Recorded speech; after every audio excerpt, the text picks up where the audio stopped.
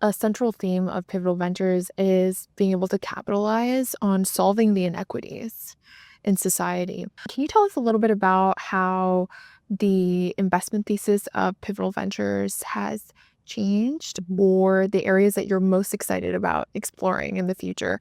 I know you've mentioned sports. I know that caregiving is a huge element. I was the sole caretaker to my grandparents during COVID, and I was really aware at that time of the key challenges and problems in that space. We discussed looking at areas, sports, fintech, climate, digital health, etc. Other themes, though, that I'm excited about is the one that you touched on, which is the care economy. And you just really brought to life a point that I often make, that we're all caregivers at some point in our lives for someone, whether it's a parent, a grandparent, a child, a neighbor, yourself, caring for yourself in some way, shape, or form. And it's foundational. And a lot of that unpaid caregiving burden falls to women. So when we think about barriers that hold women back, that's a big one. We did some research with the partners that size the care economy as $648 billion market opportunity. So it's huge and ripe for innovation. So there are a couple of things I think we look to your question of how caregiving and that innovation can really impact and change lives.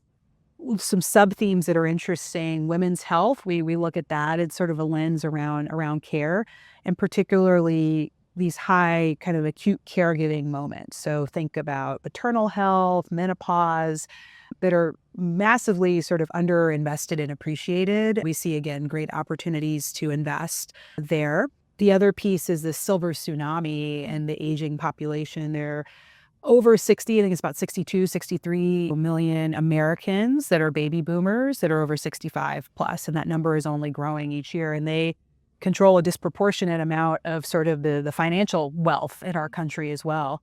And so we need solutions that can support this aging population as people live longer, to live healthier, right? And to have that lifespan and that health span really intersect and overlap a bit more clearly. So we're excited to look at opportunities that are also lowering and reducing some of the burdens and costs in more of that end of life, aging, longevity space.